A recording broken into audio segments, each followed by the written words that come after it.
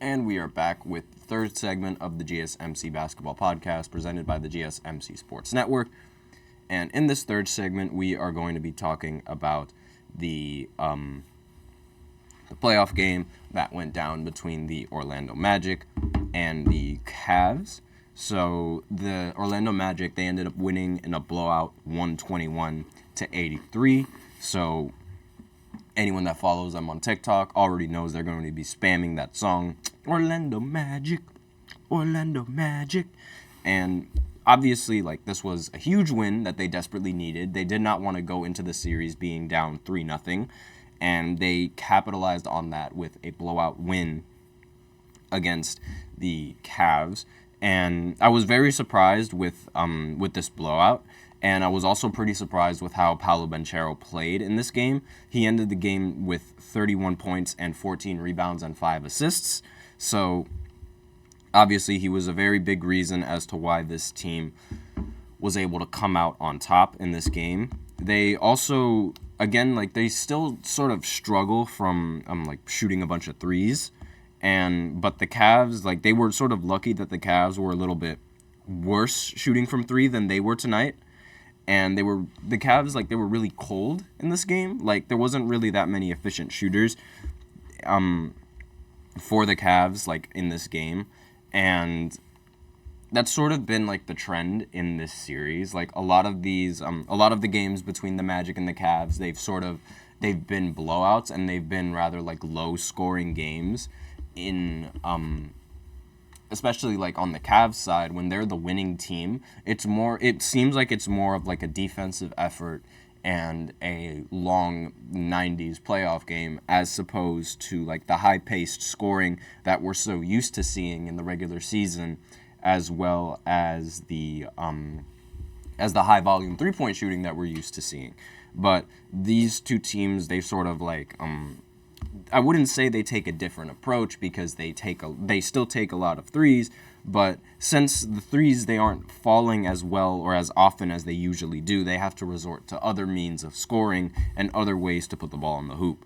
So the Magic, they shot 13 for 37 from three as a team, which as a team, it's rather impressive, but again, it's you usually you're expecting a little bit better production, especially when you're playing at home.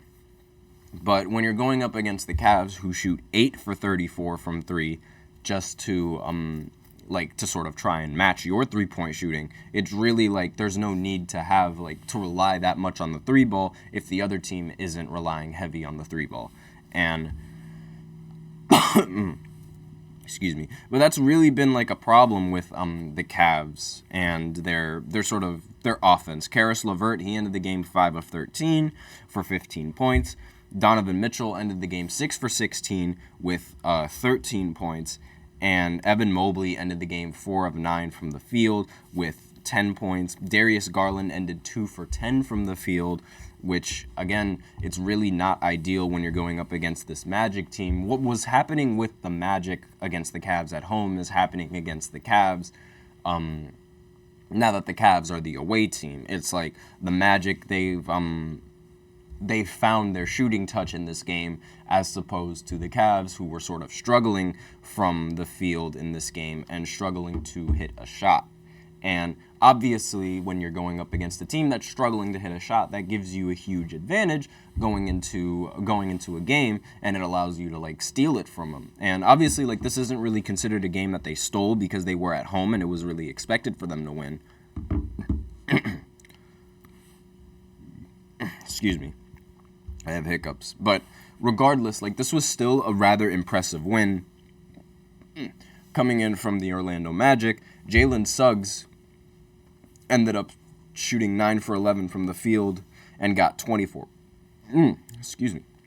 He had 24 points. Franz Wagner ended the game 6 of 12 from the field for 16 points. Markelle Fultz ended the game 4 of 6 from the field with 11 points. And Cole Anthony ended the game 4 of 7 from the field with 10 points. And obviously, when you look at the rest of these performances coming in from the Magic, it makes a lot more sense. And when you look at the shooting splits from the Magic's roster compared to the Cavs roster, it makes a lot of sense as to why the Cavs were unable to win in this game.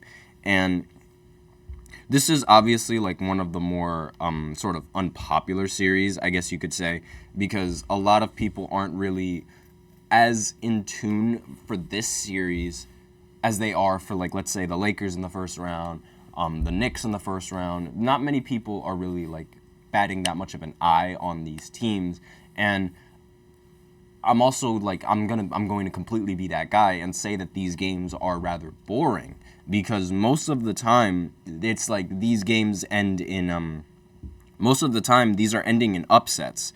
And upsets, they're great when they happen for your team, but when you're looking at it from an entertainment perspective, it's really like it's not all that entertaining.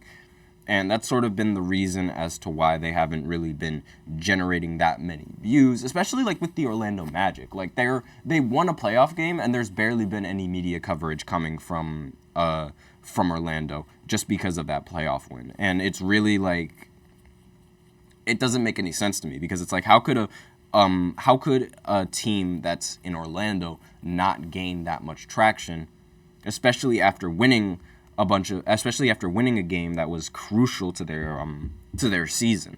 So, like,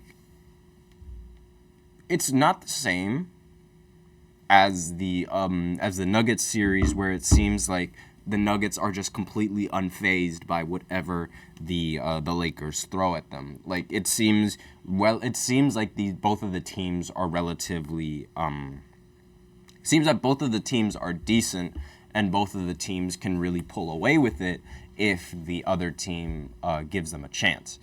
And it makes the game a lot more enjoyable. It's just that a lot of these games that they've been playing, they've all, like I've said previously, they've all been blowouts. And when the team is giving them that chance, it's not like they can sort of like find a way to win later on in the game. That's sort of like that's not really been the theme. It's not like similar to how with Denver, it's like, okay, the Lakers jump out winning, but then they end up losing because Denver knows how to close out a game.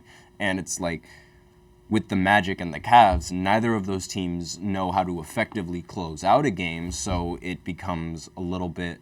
so when a team gets a much bigger lead, it's not like the other team can play catch-up and expect to make a comeback. Like, it's not really expected for the Cavs to come back from being down by such a deficit against the Orlando Magic, especially so early in the game. And like literally right out the gate, the Orlando Magic started out with a 10-point lead, not a 31-point lead, but they started out the scoring 31-21 in the first quarter. And then in the third quarter, that's when Orlando really turned it on, and they were able to outscore the Cavs 35-16, which was ultimately the biggest difference maker in this game. That third quarter performance essentially drained the Cavs, and when you expect a team to sort of come out of the first half either strong or stronger and they don't, it becomes a little bit underwhelming. Especially when you look at the Lakers games, where it's like they go into the halftime, you expect them to come out strong with the same energy, but then they don't come out with that same energy. They sort of play a little bit lazier. And obviously it's like with these games, it's like it becomes pretty underwhelming, because you expect a lot of these playoff teams and you expect them to sort of like put up more of a fight in these series, especially with their season on the line. And there's really nothing that needs to be talked about like for this game, because Orlando dominated like from the start. Literally immediately, like to start the game, they just dominated. And there's not really much that needs to be said about that, because it's not like the Cavs were ever... It wasn't like the Cavs had any sort of chance of being able to come back, and it's not like the Orlando Magic seemed like they were going to give them a chance.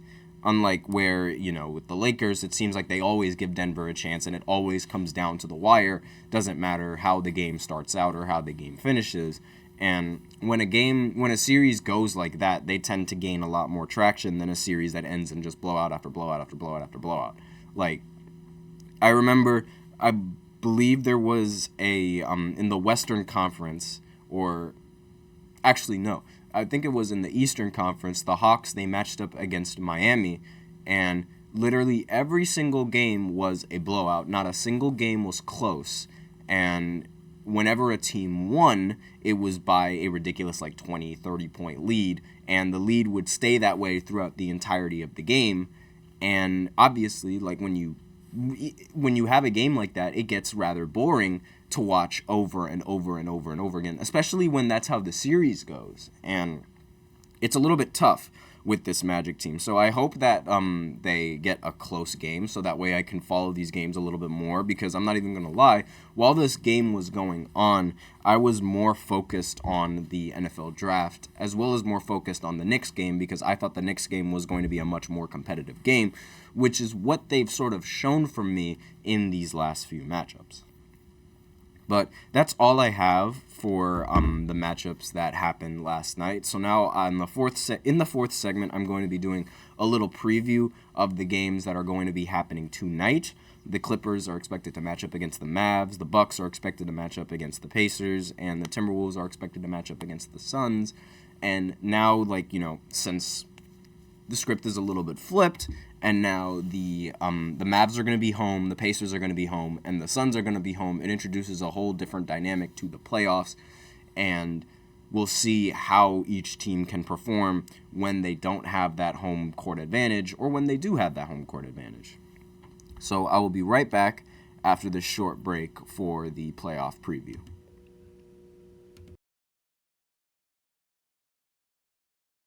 For the best and latest podcasts available anywhere, go to the podcast app on your cell phone and type in GSMC to access free content-rich podcasts on health and wellness, book reviews, sports, entertainment, relationships, social media, movies, technology, finance, and even weird news. Subscribe and download the GSMC Podcast Network's family of shows, available everywhere podcasts are found.